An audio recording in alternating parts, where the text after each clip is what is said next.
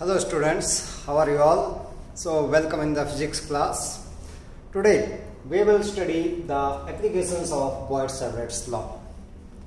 We have studied in the Boyd-Savart law that the magnetic field induction at any point due to the small current element is given by dB, that is equal to mu naught upon 4 pi I dl cross r upon r cube. This is in the form of the vectors or in the vector form. If we have to write in the magnitude only, then this dB, that is equal to mu naught upon 4 pi I dl sin theta upon r square.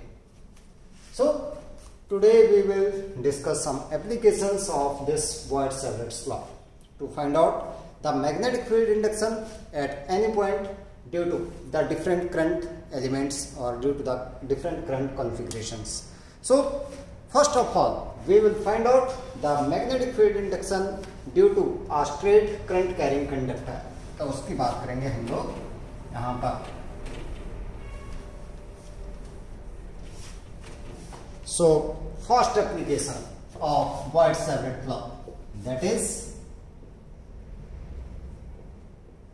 magnetic field due to straight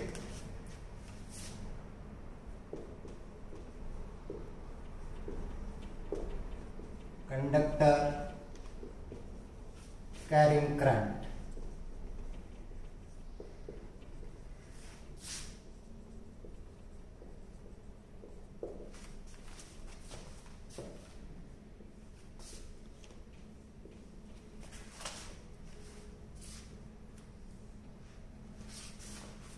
So let us consider the assumptions. We consider a straight conductor XY. This one is a straight conductor.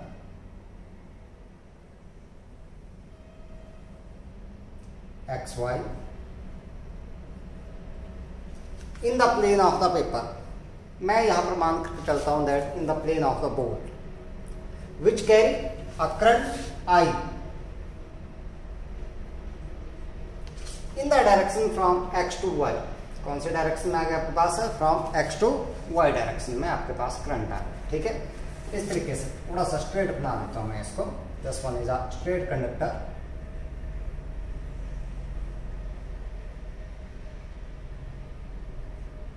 x y, it contains current I from the direction x to y. So let we have to find out the magnetic field induction at any point P which is at perpendicular distance A. ये मैंने मान लिया कोई point P and its perpendicular distance is A from the conductor. This is the perpendicular distance from the conductor. At this point I have to find out the magnetic field induction due to this whole conductor. इस पूरे conductor की वजह से मुझे क्या करना है? Magnetic field induction at point P I have to find out. So if I have to apply this Boyd-Savart law to find out the magnetic field induction at point P, I have to consider a current element. एक current element मुझे जो है वो consider करना पड़ेगा. So consider a current element of small length. यहां पर मैंने ये कंसिडर कर लिया dl का एट पॉइंट o के ऊपर. ठीक है, ये जिसकी जो डिस्टेंस है c से वो मैंने मान ली l के.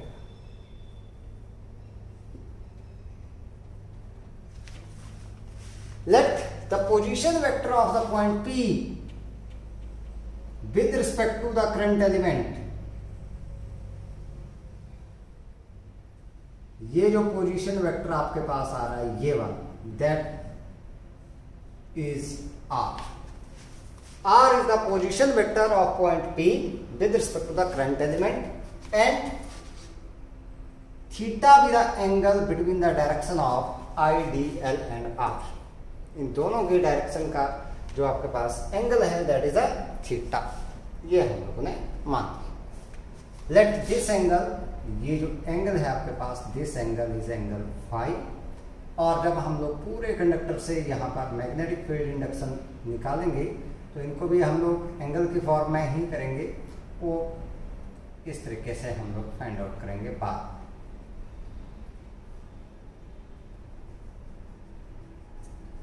वो बाद में कंप्लीट करेंगे, ठीक है। अभी बात करते हैं हम लोग। तो हमने क्या मान लिया यहाँ पर, जो परपेंडिकुलर डिस्टेंस है कंडक्टर से वो कितनी है, that is equal to A. So this one that is a CP that is equal to A and this CO that is equal to L के बराबर हम लोगों ने कंसिडर कर दिया, ठीक है। सो मैग्नेटिक फील्ड, ये magnetic field induction at point P due to the small current element IDL at O is given by according to Biot Savart law, according to White-Savret's law, magnetic field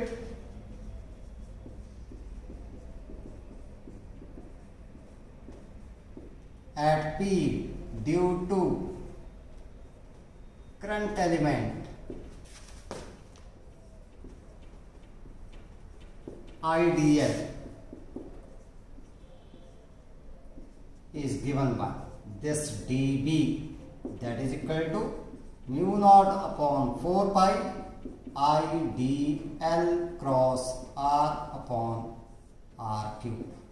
this मैं इसको लिख लेता हूं in the form of the angle, magnitude की form में निकाल दूं। सो dB that is equal to mu naught upon 4 pi IDL sin of theta upon R square। Give it equation number 1। मैंने इसको नाम दे दिया 1। अब क्या है कि हम लोगों को नहीं पता है कि ये R कितना है। We are only always given with this one distance that is a perpendicular distance of the point from the conductor. हमेशा यही दी जाती है बेटा हमारे पास। तो हम लोगों ने एक तो क्या करना है, सारे डिस्टेंसेस निकालनी है इन टर्म्स ऑफ ए की टर्म्स में निकालनी है। दूसरी बात, इस एंगल की बात नहीं करेंगे हम लोग, बात करेंगे इस एंगल 5 की। सो इन ट्राइंगल कौन सी, this one that is a OCP, इस ट्राइंगल में देखते हैं OCP, theta plus five that is equal to 90 degree, क्योंकि टोटल जो सम है that is equal to 180 degree triangle में सारे एंगल्स का। ये एंगल पहले कितना है 90 degree. So angle theta plus five that is equal to 90 degree. So this theta is equal to 90 degree minus 5। So sine theta निकालते हैं। सबसे पहले ये निकालना है हम लोगों ने, sine theta is equal to sine of 90 degree minus 5 that is equal to cos of 5। ये वैल्यू निकल गई इसकी, किसकी, साइन ऑफ थीटा। दूसरा हम लोग देखें अगर a upon R base upon hypotenuse, इसके टर्म में निकालना है हम लोगों ने। a upon R that is equal to cos of 5, base upon hypotenuse that is a upon R that is equal to cos of 5। This implies that, यहां से मैं वैल्यू निकालूं r की। So r is equal to a upon cos of 5 that is equal to a second 5, 1 upon cos 5 that is equal to sec 5। तो r की value भी हम लोगों ने निकाल ली, जो यहां पर आपके पास आ रहा है। अब बात बच गई किसकी, dl की। सो यहां से देखें perpendicular upon base that is tan of 5, ठीक है। So l upon a that is equal to tan of 5। This implies that l is equal to a tan of 5।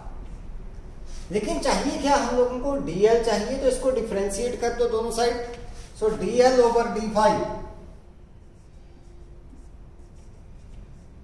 That is equal to a tan का क्या आता है बेटा, second square 5। So from here dl that is equal to a sec square 5 d5। Substituting all these values in equation number 1, सारी की सारी values कहां पर रख दो आप लोग, इन इक्वेशन नंबर 1 में रख देते हैं हम लोग ये सारी वैल्यूज कुल मिलाकर के जो भी हमारे पास आए तो रखते हैं हम लोग यहां से dv, therefore from equation 1 dv that is equal to mu naught upon 4 pi, I की जगह I ही है, dn a sec square pi,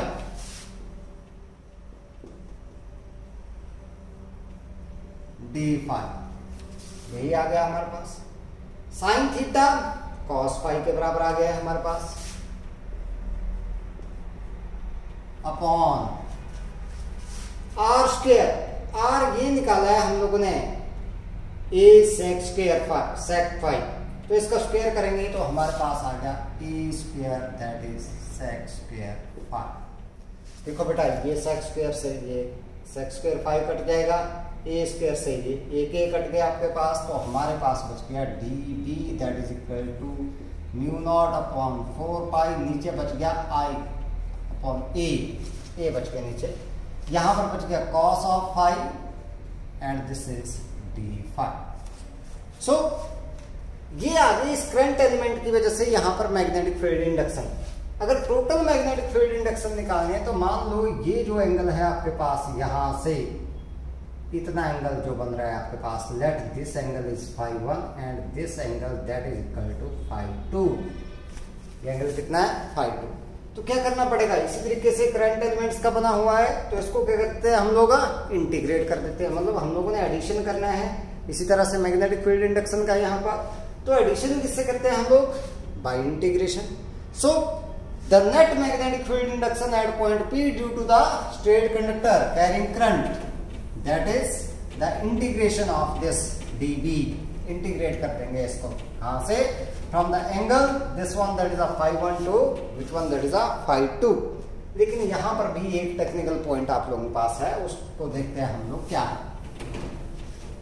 so the net magnetic field induction, magnetic field induction at P due to the conductor carrying current, straight conductor carrying current, इसके वजह से this B is equal to, integrate करेंगे φ1 से φ2 if this one is at the origin, ये हमारे पास axis है, axis के ऊपर पॉइंट आता है तो ये एंगल नीचे की तरफ को लेते हैं नेगेटिव और इस साइड को लेते हैं हम लोग positive. So this one angle is minus φ1 and this one is plus φ2। So integrated from minus φ1 to φ2, mu not upon 4 pi I upon a cos of phi d phi। So B is equal to mu not upon 4 pi I upon a, cos phi की integration आपके पास sin phi minus φ1 to φ2, ये मैंने limit लगा। So B is equal to that is mu not upon 4 pi I upon a, limit लगा दे बेटा sine of φ2 minus sine of minus φ1। अब sine of minus theta that is equal to minus sine theta, तो minus minus क्या हो जाएगा यहां पर प्लस।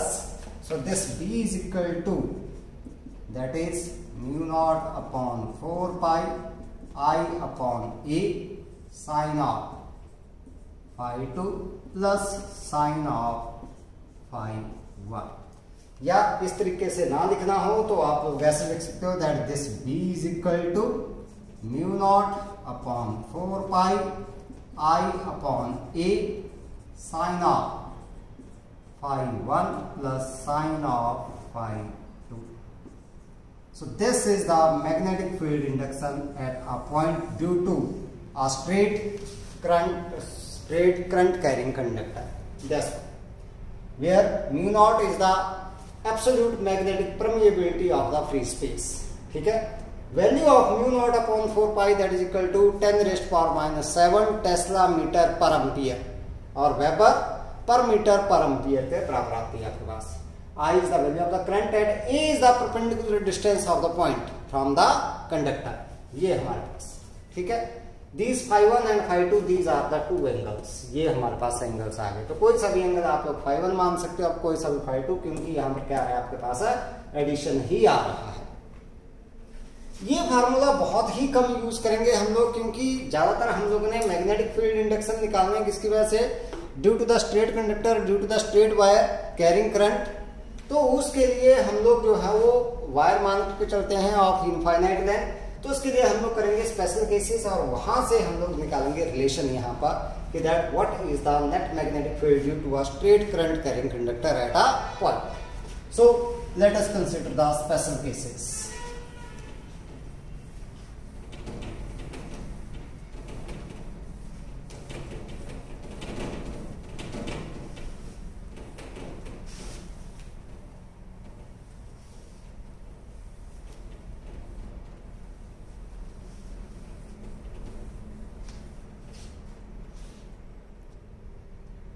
स्पेशल केसेस बहुत ही इंपॉर्टेंट है बेटा आपके पास.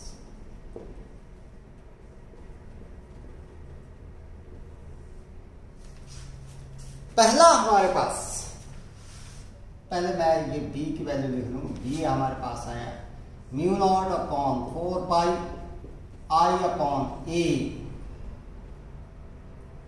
Sign of phi1 plus sine of phi2. ये magnetic field induction. When the conductor, straight conductor is of infinite length and the point P that lies near the middle of the conductor means आपके पास कहां पर है, यहां जैसे आपके पास mid point जैसे में आता है, ये इसकी जो आपके पास लेंथ है वो क्या जाती है आपके पास इनफाइनाइट लेंथ का ये आपके पास कंडक्टर जो है वो आ जाता है.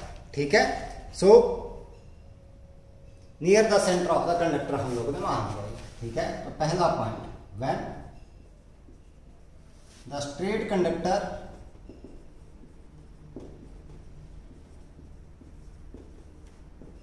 इज ऑफ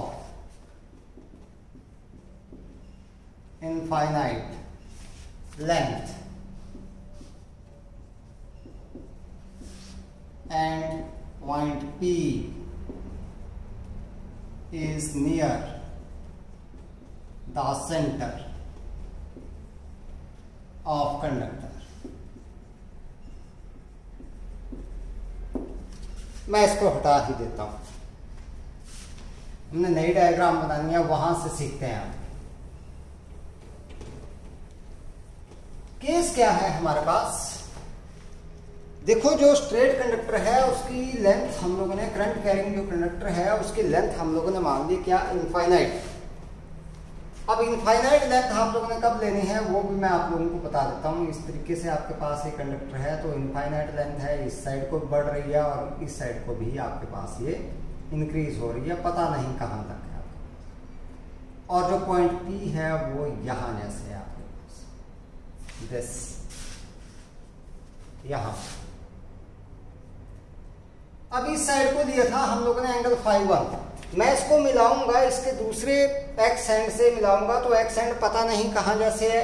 तो जब आपके पास इन्फिनिटी के ऊपर मिलेगा जाकर के, तो this one will be a straight line almost, तो ये एंगल बन जाएगा 90 डिग्री का. और ये भी आपके पास कहां पर, ऑलमोस्ट इनफाइनाइट डिस्टेंस के ऊपर मिलेगा, तो ये एंगल भी कितना हो गया, 90 डिग्री के. तो ये दोनों एंगल आपके पास कितने आ गए, 90 और 90 डिग्री के आ गए. So in this case phi1 is equal to phi2 that both are equal to 90 degree. दोनों के दोनों कितने हो गए, 90 degree. So the magnetic field induction B that is equal to mu naught upon 4 pi I upon A sin of 90 degree plus sin of 90 degree. So B is equal to mu naught upon 4 pi I upon A. This is 1 plus 1. 1 plus 1, that is equal to 2. So B is equal to mu naught upon 4 pi 2I upon A. ये formula हम लोगों ने maximum use करना है. This one formula we have to use maximum whenever the conductor is given. कोई भी conductor आप लोगों के पास, कोई भी स्ट्रेट कंडक्टर आप लोगों के पास दिया गया होगा, कोई भी straight conductor, and you have to find out the magnetic field induction at a point whose perpendicular distance is given, then you have to apply this formula only. कोई वायर आपके पास दे रखी है, वायर दे रखी है, ओवरहेड वायर आप लोगों के पास दे रखी है, इट मीन्स उसकी लेंथ आप लोगों ने कितनी मान के चलनी है, इनफाइनाइट. अगर आपके पास इस पॉइंट की डिस्टेंस कहती है सेंटीमीटर में आती है, अगर ये डिस्टेंस आपके पास इन कंपैरिजन टू लेंथ बहुत ही स्मॉल है, then also we have to consider that this conductor is of a infinite length because of this in comparison to this length. ये जो डिस्टेंस है आपके पास, this distance of point P from the conductor, this length is very large. ये क्या है आपके पास, बहुत ज्यादा है. तो इस वजह से हम लोगों ने इसको क्या मानना है, that is of a infinite length. तो फार्मूला कौन सा लगाओगे, B is equal to mu not upon 4 pi 2I upon A. मतलब कुल मिलाकर के बात ये है कि स्ट्रेट करंट कैरिंग कंडक्टर की वजह से जब भी हम लोगों ने मैग्नेटिक फील्ड इंडक्शन निकालनी है, कोई भी वायर आप लोगों के पास दे रखी है, then we have to apply mainly this one formula, that is mu not upon 4 pi 2I upon A. Questions करेंगे उस टाइम हम लोगों को ज्यादातर ये समझ में आएगा. ठीक है. दूसरी बात, अगर मान लो हमारे पास कंडक्टर जो है वो इनफाइनाइट लेंथ का ही है, लेकिन पॉइंट P जो है that lies near one end of the conductor. Second case, when conductor is of infinite length and point P lies near one end, say Y. मान लो हमारे पास ये है,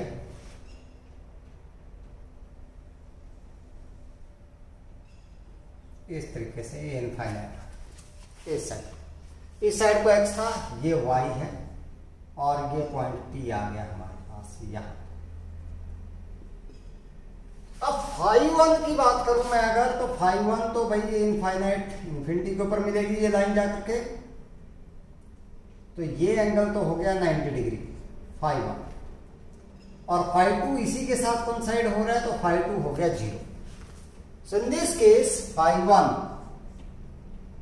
that is equal to 90 degree and φ2 that is equal to 0 degree.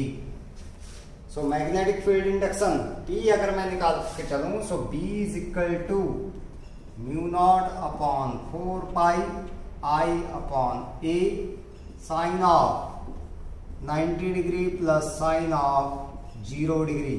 Sine 0 that is 0, sine 90 that is equal to 1. So B that is equal to mu not upon 4 pi I upon A sine 90 that is equal to 1.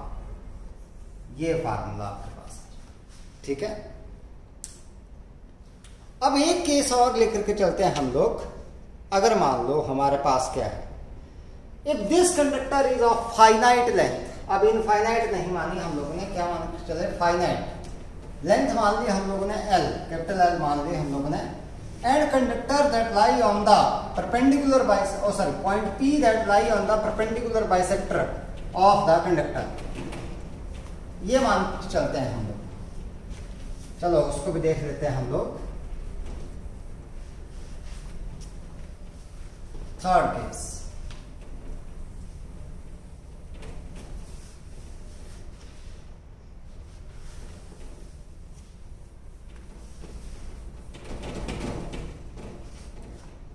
third one,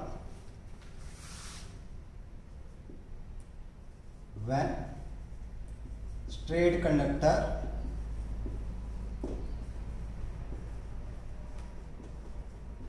is of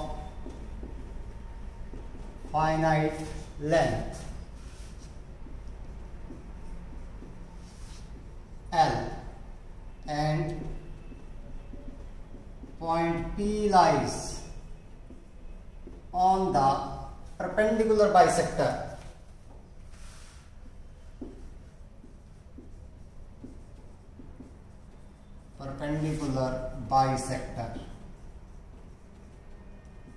of conductor.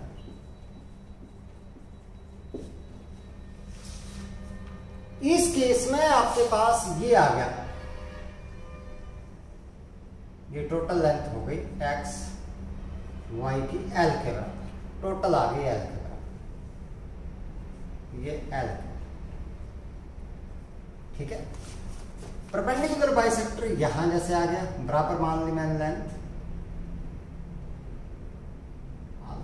बराबर, यह है और point P यहां पर लाई करता है, ये A के बराबर है, दिस इज C। तो यहां से अगर मैं मिलाऊं, अब परपेंडिकुलर बाइसेक्टर है, इसका मतलब आपके पास ये दोनों एंगल बनेंगे बराबर।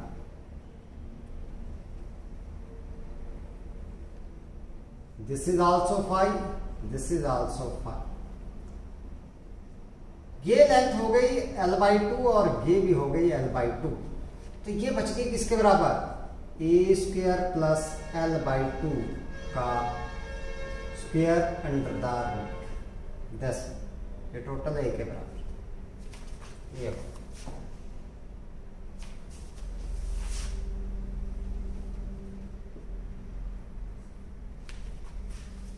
तो यहां पर देखें अगर हम लोग, so 5(1) is equal to 5(2), that is equal to 5। So B is equal to μ0 upon 4 pi I upon A sine of 5 plus sine of 5। So that is B is equal to μ0 upon 4 pi I upon A 2 sine of 5, 2 sine of 5, या मैं ऐसे लिख लूँ इसको, B that is equal to μ0 upon 4 pi 2I upon A sine of 5। अब value निकाल दूं मैं किसकी, साइन ऑफ 5 की यहां से। तो साइन ऑफ 5 अगर निकालें हम लोग, तो sine of 5 that is perpendicular upon hypotenuse. Perpendicular है L/2, hypotenuse under root A² plus L/2 का होल स्क्वायर। तो इसको सॉल्व कर लूं मैं, तो मेरे पास आ गया ये L/2 upon this is A² plus L² upon 4। 4 से मल्टीप्लाई हो जाएगा और 4 का स्क्वायर रूट 2 आ जाएगा आपके पास। So sine of 5 that is equal to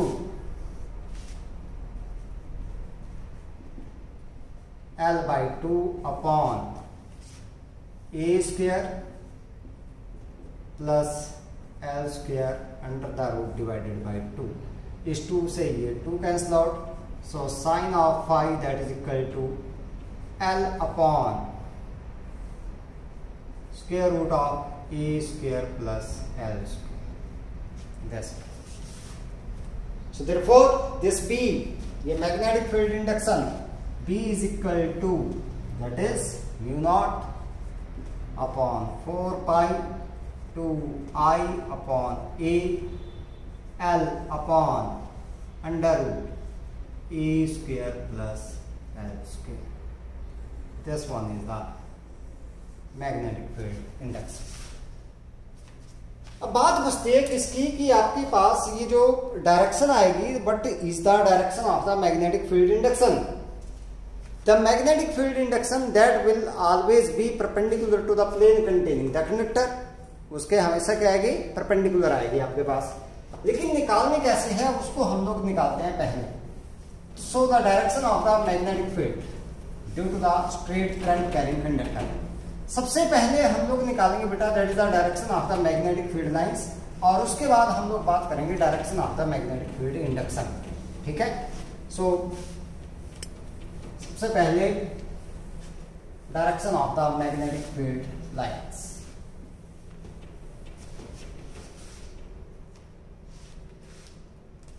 direction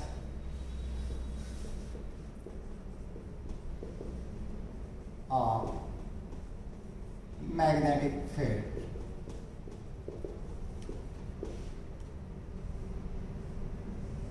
इसी में देखते हैं। The magnetic field lines due to the straight current carrying conductor are concentric circles with the centers on the conductor and are in the plane perpendicular to the plane of the conductor। हमेशा किस में लाई करेंगे? एक पहली बात आपके पास ये कैसे आएंगे आपके पास कंसेंट्रिक सर्कल्स, और दूसरी बात with the centre on the conducting wire, जो आपके पास कंडक्टिंग वायर है, कंडक्टर जो आपके पास है या उसकी जो एक्सिस आएगी उसके ऊपर आपके पास क्या आएगा? सेंटरिंग का आएगा। और ये कौन से प्लेन में लाई करेंगी? These lie in the plane perpendicular to the conductor. जो प्लेन क्या होगा आपके पास? Perpendicular to the conductor.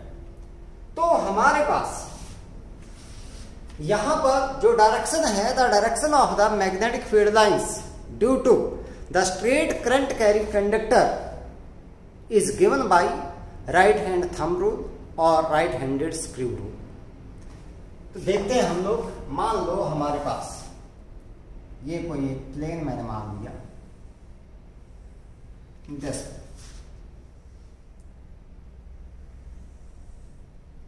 इस तरीके से।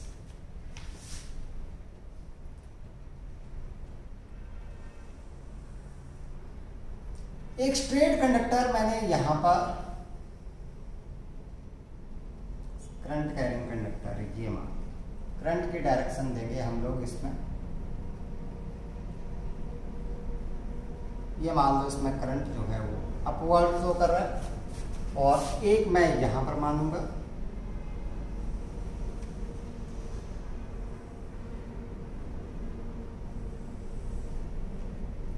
और इसमें मैंने क्या मान लिया कि जो आपके पास डायरेक्शन है किसकी? करंट की, दैट इज वर्टिकल डाउनवर्ड, ये डायरेक्शन है करंट। अब जो मैग्नेटिक फील्ड लाइंस आएंगी, these are concentric circles in a plane perpendicular to the conductor. तो कंडक्टर तो है ऐसे, तो प्लेन इसके परपेंडिकुलर ये वाला आ गया आपके पास, ये वाला प्लेन। तो इसके इस प्लेन में लाई करेंगे आपके पास इस तरीके से ये आ जाएंगी मैग्नेटिक फील्ड लाइंस।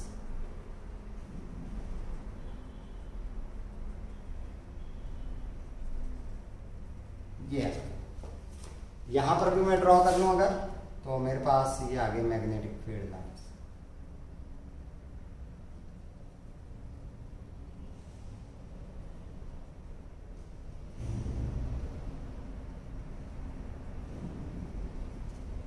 इस तरीके से, ठीक है। अब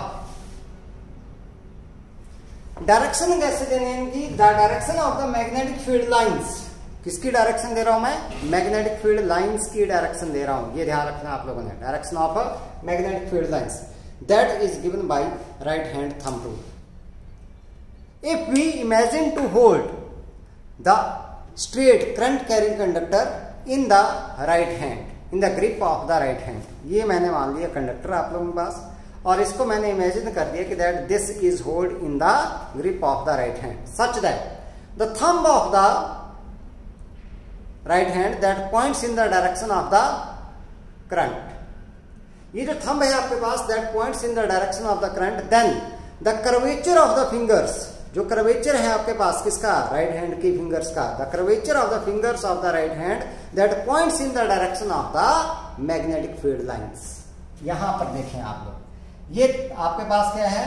डायरेक्शन ऑफ करंट किसमें है? अपवर्ड डायरेक्शन में है। तो कर्वेचर ऑफ फिंगर्स कैसे आ रहा है? ऐसे आ रहा है आपके पास।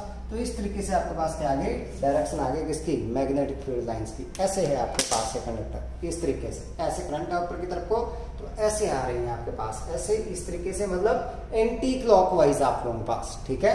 तो this is the direction of the magnetic field lines, ये आपके पास।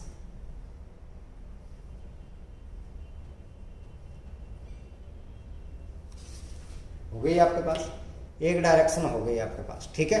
अब दूसरे की बात करते हैं हम लोग, यहाँ पर सेकंड केस मान चलते हैं हम लोग, कौन सा, ये जो हमारे पास ये, इसमें क्या है हमारे पास कि that current is in the downward direction. तो फिर से क्या करना है, करंट की डायरेक्शन कर दी डाउनवर्ड डायरेक्शन में, कर्वेचर ऑफ फिंगर्स ऐसे आएगा आपके पास इस तरीके से, कैसे आएगा, क्लॉकवाइज डायरेक्शन में।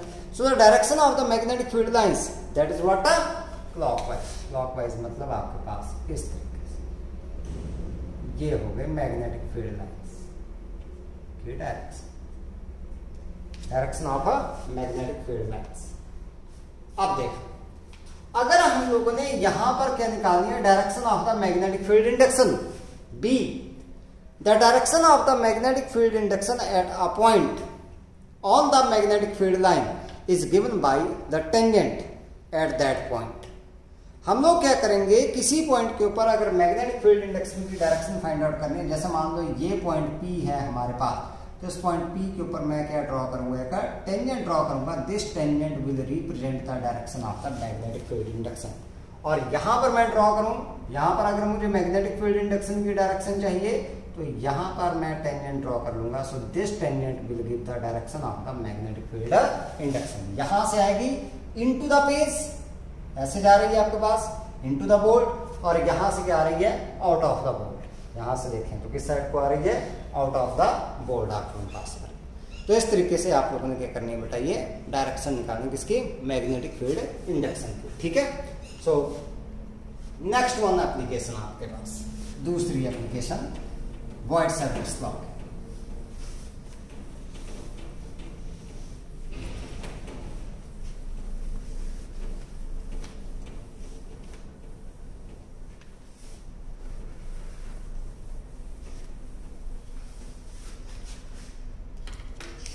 Second one is the magnetic field at the center of the circular coil carrying current.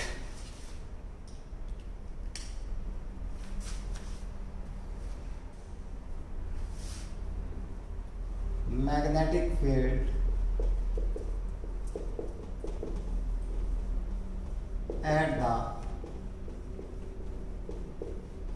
center of circular while carrying current,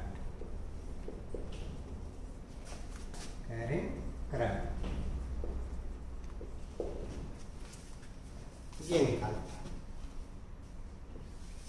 this is the second application.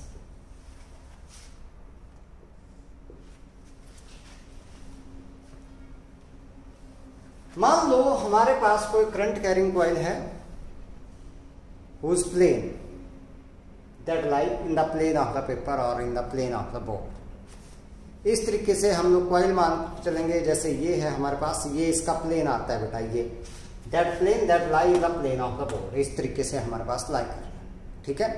तो ये हमारे पास क्या आ गई, ये का सर्कुलर कॉइल आ गई। यहां पर मैं मान चलता हूं,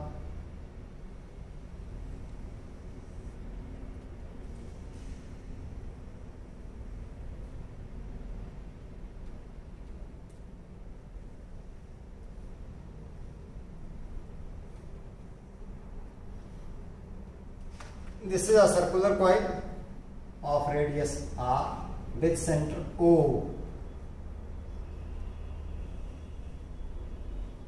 सेंटर मान लिया मैंने O इसका, और रेडियस मान ली r। यहां पर मैं पोजीशन वेक्टर भी इसको मानूंगा, ये पॉइंट को C ले लूंगा यहां पर। Carrying a current I in a direction as shown in the figure. इसके दो एंड मैंने ऐसे जोड़ दिए, ये करंट आपके पास फ्लो कर रहा है इस तरीके से,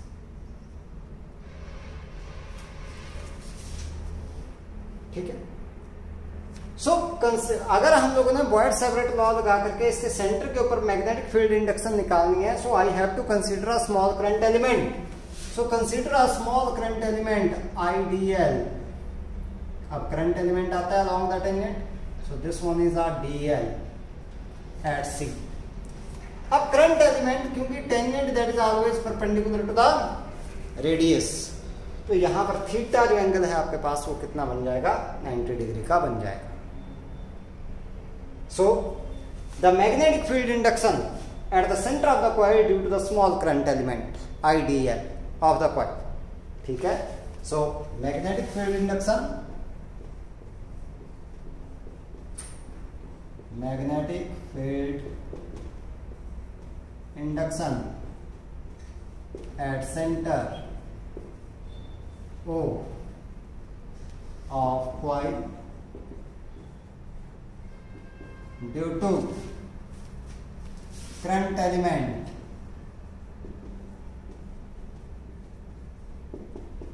IDL according to Boyd-Savret law है ये, that is dB is equal to mu naught upon 4 pi IDL cross R upon R cube. यह मैं इसको मैग्नीट्यूड की फॉर्म में लिख लेता हूं। So D B that is equal to mu not upon 4 pi I D L sine of theta, theta आ गया 90 डिग्री, आई डी एल और आर के बीच का angle that is 90 degree upon R square. So this D B that is equal to mu not upon 4 pi IDL upon R square. So the net magnetic field at point O, that will be the sum of the magnetic field due to these small current elements. Direction आपके पास वही आएगी, same आएगी। अगर मैं इसकी वजह से निकालूं तो यहाँ पर इनटू द पेज, इस एलिमेंट की वजह से भी इनटू द पेज, यहाँ पर इस एलिमेंट की वजह से निकालूं तो भी इनटू द पेज आपके पास आ रही है। सो what happened that I have to add all the magnetic field inductions due to the different current elements. So add करने के लिए हम लोग क्या करते हैं, इंटीग्रेशन, इंटीग्रेट कर देते हैं। So the net magnetic field induction at the centre, net magnetic field at the centre of coil, अगर वन टर्न है इसमें, so this B that is equal to integrate this one mu not upon 4 pi I D L upon R square. यहां से B that is equal to mu not upon 4 pi I upon R square integration of D L. Length, total length of the coil that is equal to circumference of the coil that is equal to 2 pi R. So this B that is equal to mu naught upon 4 pi I upon R square into 2 pi R। इस R square से एक से आपके पास power से ये cancel out हो जाएगा। So the magnetic field induction at the center that B is equal to mu naught upon 4 pi I upon R into 2 pi। This one, where 2 pi that is the angle subtended at the center of the coil, यही है I upon R तो वैसे आ रहा है, और into angle subtended at the centre of the coil. अगर मान लो आपके पास if the coil contains n turns, number of turns आपके पास n आ रहते हैं, एक टर्न ना होकर के आपके पास कितने हैं, n टर्न्स है। जैसे मान लो दे दिया जाता है 2 टर्न्स है, 5 टर्न्स है, 10 टर्न्स है, 100 टर्न्स है कॉइल में, तो उस केस में आपके पास this B that is equal to mu not upon 4 pi I upon R into 2 pi into n। So this is this magnetic field induction B that is equal to mu not upon 4 pi I upon R into angle subtended at the center, angle subtended at center, but this angle you have to take in radian। Degree में दे रखा है तो उसको किस में convert करो आप बेटा, रेडियन में कन्वर्ट करो। तो मैं इसको ऐसे लिख सकता हूँ that this B that is equal to mu not upon 4 pi I upon R into theta. जैसे कई बार हम लोगों से पूछ लिया जाता है, कोई आपके पास आर्क इस तरीके से कंडक्टर दे दिया गया, जैसे मान लो ये ऐसे आर्क है, मान लो ये कंडक्टर है, इसको कहीं से हम लोगों ने जोड़ दिया ऐसे, ये करंट आपके पास फ्लो कर रहा है, तो हम लोगों ने यहाँ पर मैग्नेटिक फील्ड इंडक्शन निकालनी है, जो कि इस पॉइंट के ऊपर वो के ऊपर जो एंगल आपके पास 30 डिग्री का बना रहा है। तो अब एंगल कितना आएगा 30 डिग्री, 30 डिग्री मतलब π/6। तो हम लोगों ने क्या करना है μ0/4π आई की वैल्यू दे दी जाएगी, आर आपके पास ये रेडियस आपके पास, और ये थीटा कितना हो गया दैट इज इक्वल टू π/6 के बराबर हो गया। तो उस तरीके से हम लोग किसी सेगमेंट की वजह से भी क्या कर सकते हैं, we can find out the magnetic field induction. ठीक है, अब बात आती है यहां पर किसकी, direction of the magnetic field. The magnetic field induction at the centre of the coil that is always perpendicular to the plane of the coil. हमेशा क्या आएगी, perpendicular to the plane of the coil, and it is always found by using right hand thumb rule. किससे निकालनी है, right hand thumb rule से निकालनी है। लेकिन अब यहां पर राइट हैंड थंब रूल हम लोगों ने किसी और तरीके से लगाना है, तो देखते हैं किस तरीके से हम लोग लगाएंगे। So direction of the magnetic field induction B at the centre आएगी परपेंडिकुलर हमारे पास। कई बार ये पैटर्न पूछा जाता है, 1 मार्क में ये पैटर्न पूछा जाता है, to draw the pattern of these magnetic field lines. सो मैं यहां पर भी बताऊंगा आप लोगों को कि कैसे आएगी इस केस में भी, लेकिन हम लोग यहां पर बनाते हैं। सो इसमें क्या बोला जाता है आपके पास कि that keep the thumb of the right hand perpendicular to the grip of the fingers such that the curvature of the fingers that is in the sense of the current in the coil, then the thumb will points in the direction of the magnetic field induction at the center of the coil। मतलब हमने क्या किया, इसको क्या रख दिया, perpendicular erect रख दिया थंब को, और जो आपके पास क्या है कर्वेचर है फिंगर्स का, उसको किसके सेंस में कर दिया हम लोगों ने, in the sense of the current. तो यहां पर देखें in the sense of current कर दिया, तो ये थंब किस साइड को आ रहा है, इनटू द पेज आ रहा है। अब पहले स्ट्रेट कंडक्टर में इसको करंट की तरफ रखा था, अब नहीं रखना है इसको। अब फिंगर्स को हम लोगों ने जो ग्रिप है उसको रखना है in the sense of the current. तो ये जो थंब है that will give the direction of the magnetic field induction. किस केस में, जब कॉइल का केस दिया गया हो। ठीक है, तो यहां पर देखें अगर हम लोग ये मैंने बना दिया यहां पर, मान लो ये मेरे पास आ गई कोई एक, ऐसे बना लेता हूं। This is in the plane perpendicular to the plane of the board.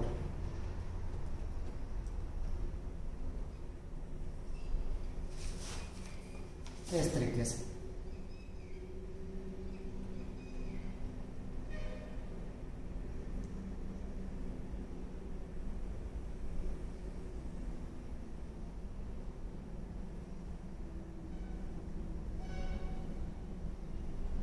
ऐसे।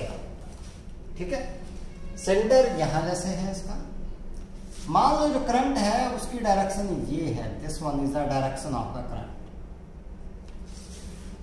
ये है हमारे पास करंट ऐसे फ्लो कर रहा है, तो ऐसे ग्रिप रखेंगे तो किस साइड को आ गया, अपवर्ड डायरेक्शन में। आप लोगों के पास इसका बहुत बड़ा यूज आने वाला है अब। ठीक है, तो इस तरीके से रखा हम लोगों ने, किस साइड को आ गया, अपवर्ड डायरेक्शन में आपके पास आ गया ये कौन सी, मैग्नेटिक फील्ड। तो यहां पर आपके पास सेंटर में तो आ गई सीधा मैग्नेटिक फील्ड किस साइड को, अपवर्ड डायरेक्शन। तो मैंने ये ड्रॉ कर दी यहां सीधा स्ट्रेट।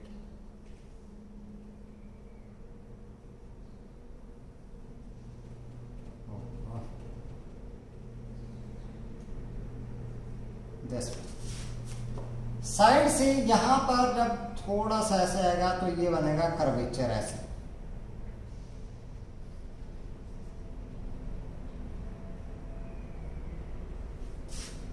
यहां पर भी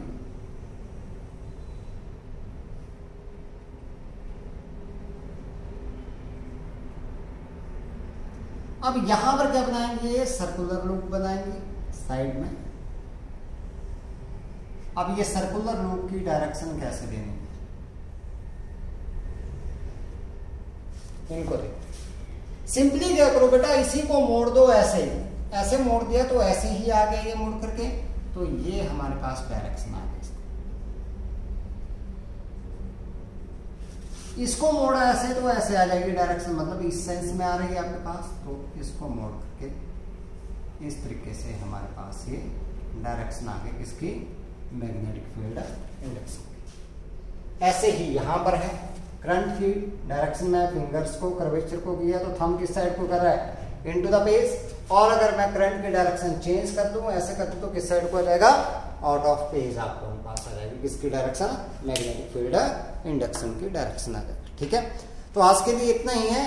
नेक्स्ट में हम लोग क्वेश्चंस करेंगे, कुछ डायरेक्शन सीखेंगे और कुछ क्वेश्चंस करेंगे। एक एप्लीकेशन इसकी बचती है, उसको हम लोग बाद में करेंगे। ठीक है, so thank you and have a nice time.